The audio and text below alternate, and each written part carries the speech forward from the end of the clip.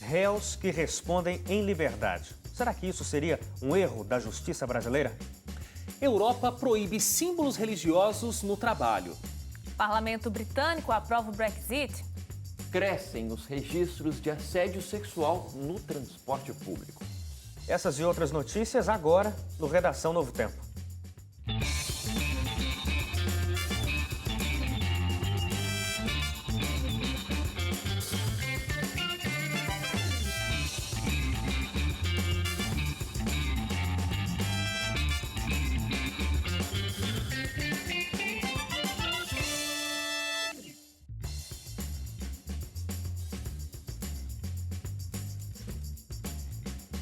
Olá, tudo bem com você? Muito obrigado pela sua audiência, pela sua companhia. Começa agora mais um Redação Novo Tempo, pela sua rádio e TV Novo Tempo. Muito bom ter você aqui com a gente mais uma vez. E você sabe que a sua interação, a sua participação é fundamental para que esse programa aconteça. Por isso você pode falar com a gente através do facebook.com/ntjornalismo.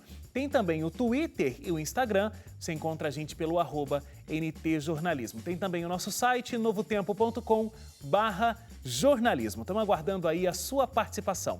E olha, deixa eu falar oi aqui para todo mundo que está aqui comigo no sofá mais uma semana. Tudo bem, Hélio? Tudo bom, Wagner, Leite, Esse movimento que estava acontecendo aqui, ó. É que eu estava aqui olhando o celular da Suzaine, na hora que você falou, eu corri para o lugar. Entendi. Tudo bem, Suzane? Tudo ótimo. Vamos lá para os nossos destaques? Vamos, né, gente? Vamos, né, Suzane? Tá Vamos na para o hora. assunto que A interessa? Suzaine vai começar hoje? Não, É você, você. Hélio. Como Olha, sempre. o Procurador-Geral da República, né, o Janot, ele realmente divulgou mais uma temida lista. A lista do Janot, segunda edição. Dá até uma tremida, assim, né, Revista quando fala atualizada. lista do Janot. Eu brinquei essa semana no jornal. O Janot divulgou não, né? Ele enviou para o Supremo Tribunal Federal uma lista com 83 nomes. Ele não divulgou os nomes, mas de um jeito ou de outro sempre escapa alguma coisa e houve um vazamento, né? Então alguns nomes são conhecidos nessa lista.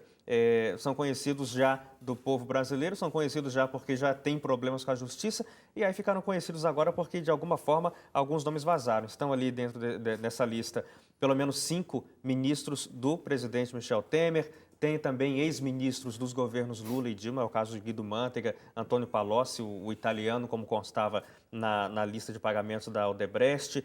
Tem Lula e Dilma também mencionados ali, Aécio Neves, outros tucanos também, São José Serra, que estava como ministro de Relações Exteriores e pediu licença alegando saúde. E aí o que ficou no lugar dele também, o Aloysio Nunes, também do PSDB, que era senador e agora assumiu no lugar do Serra no Ministério de Relações Exteriores. São alguns dos nomes que vazaram e que estão nessa lista do Rodrigo Janot. A lista é o quê? São nomes que ele quer que o Supremo Tribunal autorize a abrir investigação. Então, ele quer que o Supremo dê essa autorização. Mas o sigilo sobre as delações continua valendo. Não foi quebrado o sigilo sobre as delações premiadas dos executivos da Odebrecht. O pessoal chama de delação do fim do mundo, né? Porque 77 executivos fizeram delações, imagine se alguém conseguiu escapar de ser citado. O interessante é que o presidente Temer, que foi citado, a gente sabe que pelo menos um dos delatores citou o presidente Temer 40 vezes na delação, na delação que escapuliu aí para a imprensa no final do ano passado, mas o Temer se livrou. O Temer não está na lista do Janot, pelo menos por enquanto, né? Segunda vez já que tem menção e ele escapa. E agora vamos esperar para ver se o Supremo Tribunal Federal, cabe essa decisão no Supremo ao Edson Fachin, se libera o Janot para abrir inquéritos contra essas pessoas, o que não as torna ainda réus.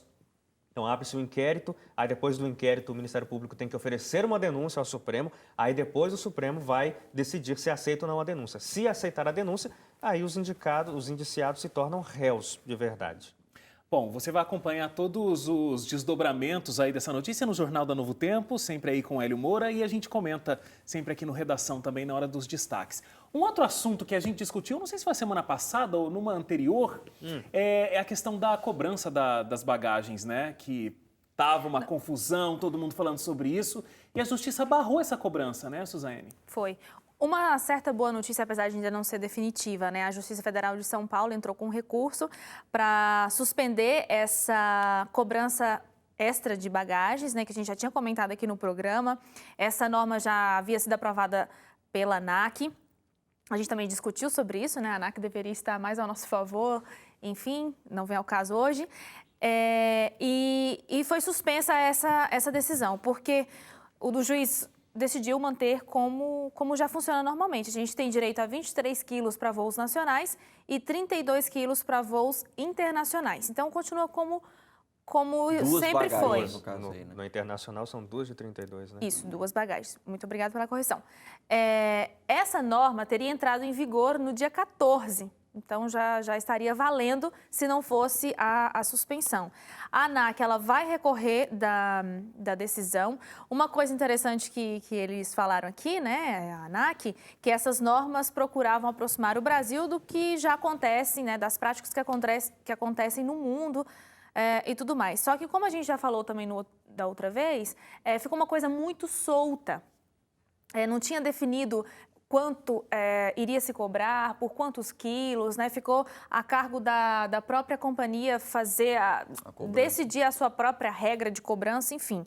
Esse pedido de anulação já tinha sido feito pelo Ministério Público de São Paulo, né? Porque, de acordo com o Ministério Público, contraria o Código Civil e Código de Defesa do Consumidor. Então, seria assim, deixar cair por terra direitos que nós, consumidores, já havíamos conseguido em outro momento. Uma das argumentações que eu achei fantástica do Ministério Público de São Paulo, da Justiça Federal em São Paulo, na verdade, foi dizer que essa cobrança iria caracterizar venda casada. Porque se eu for viajar, vou citar os nomes, a gente tem 4 empresas no Brasil, se eu for viajar pela Gol, aí a Gol ia me... A Latam divulgou, né? Ia cobrar R$50 pela primeira mala. Aí fala, não, tá muito caro, vou despachar pela Gol. Não, você não pode despachar pela Gol. É eu que vou levar você, então você tem que levar a mala comigo. Então a justiça disse, isso é venda casada. Você está vendendo 2 produtos distintos, mas um atrelado ao outro. Você não pode levar a mala pela Gol se você vai viajar pela TAM. Então isso é venda casada. Foi uma argumentação fantástica que a eu nunca tinha justiça pensado por esse aspecto. Então, se só pode ser com você, então tem que estar tudo embutido. Leite, vamos lá para o seu destaque. É bastante assustador. Assédio. A gente tem um aumento de 850% na capital paulista. 850%. Isso dentro do transporte público, né? Isso inclui metrô, os trens e os ônibus. Isso de quando para quando? É um dado que foi levantado aqui por conta da Companhia Paulista de Transportes Metropolitanos, também o metrô e o pessoal dos ônibus também, né? Então, o que acontece?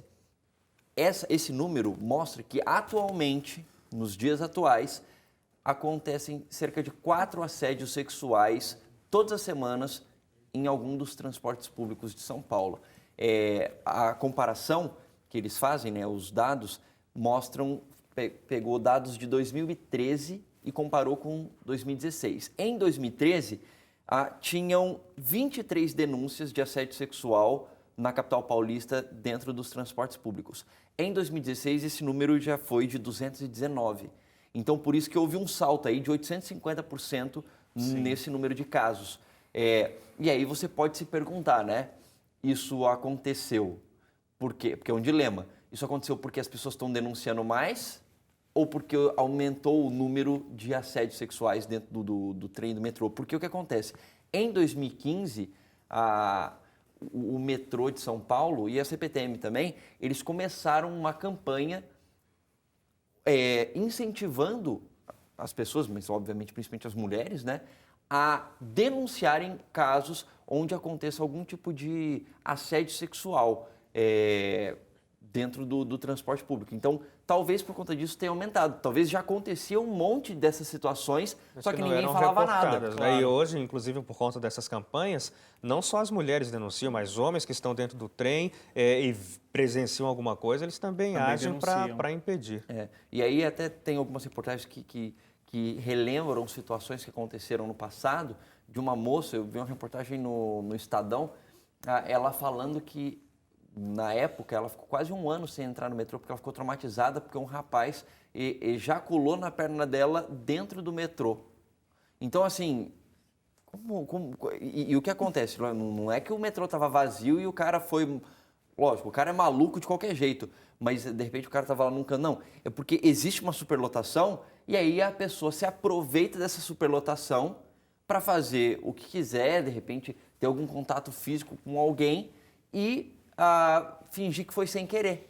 Então, nessa situação dessa mulher ficou traumatizada, ela entrou com um processo contra o metrô e, inclusive, ela tinha pensado em entrar em um processo jurídico de indenização contra o Estado, mas acabou sendo só contra o metrô. Por quê? Ela alega que deveria haver um número muito maior de seguranças no metrô e na CPTM para garantir a segurança das mulheres que estão ali Eu e seria podem muito sofrer esse radical tipo se eu de dissesse que a gente assédio. deveria ter um aparelhinho ali para ajudar a gente nesse momento. Aparelhinho do quê? Da Aparelho. choque? Tipo de choque, por exemplo, alguma coisa do gênero. Olha, talvez os caras pensariam 2 vezes antes de fazer isso, se soubesse que as mulheres poderiam ter isso, porque realmente assim, não é que deveria ser por isso, né? Obviamente que um cara não faria isso, né? Deveria ter não dá nem para dizer um mínimo, porque o cara que faz isso, o cara é doido, o cara tem problemas mentais. Mas o interessante é que não são poucos os com problemas mentais, né? Não, são É, muitos. São muitos. Então, é assustador isso, é realmente assustador. E toda vez que a gente ouve, eu tenho certeza, eu dei uma olhada aqui, todo mundo estava com uma cara, né, enquanto você estava dizendo, sei lá, retorce o estômago da gente. Todo mundo aqui ou é casado, ou é mulher, ou tem uma filha, ou tem uma mãe, ou tem uma irmã, entendeu? E que tipo de situação é essa, gente, sabe? É terrível. Mas enfim, vamos lá para um novo destaque aqui, destaque do Hélio. Vamos falar de Brexit.